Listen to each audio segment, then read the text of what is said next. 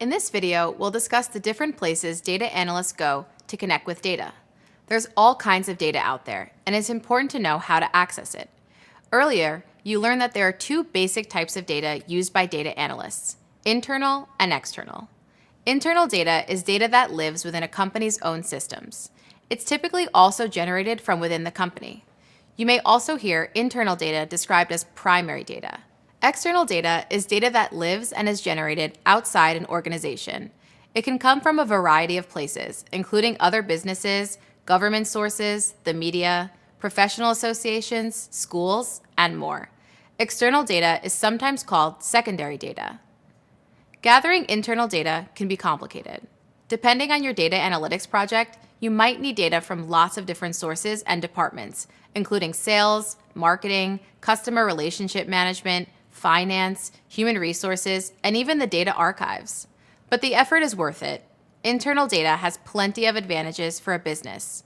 It provides information that's relevant to problems you're trying to solve, and it's free to access because the company already owns it. With internal data, analysts can work on all sorts of data projects without ever looking beyond their own walls. But sometimes internal data doesn't give you the full picture. In those cases, data analysts can turn to external data and apply that information to their analysis. For instance, as healthcare analysts, we often partner with other healthcare organizations or nonprofits and use their data to create deeper analyses and add some more industry-level perspective. In an earlier video, you learned that OpenNIST has created a lot of data for analysts to use, largely through open data initiatives. As a reminder, openness or open data refers to the free access, usage, and sharing of data. For example, the United States government makes hundreds of thousands of data sets available to the public on data.gov. These data sets contain information on weather patterns, educational progress, crime rates, transportation, and much more. There are lots of reasons for these open data initiatives. One is to make government activities more transparent, like letting the public see where money is spent.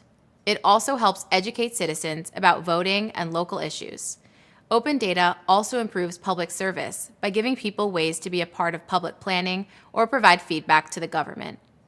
And finally, open data leads to innovation and economic growth by helping people and companies better understand their markets. Google actually hosts lots of public databases with information on science, transportation, economics, climate, and more. So as an example, a bike-sharing company could use traffic data from within our public transportation database to see where the roads are busiest, then choose those locations for their bikes in order to reduce cars on the road and give people another transportation option. So now you're familiar with internal and external data and how you can access both. Coming up, we'll learn how to import all the data you collect from different sources into a spreadsheet.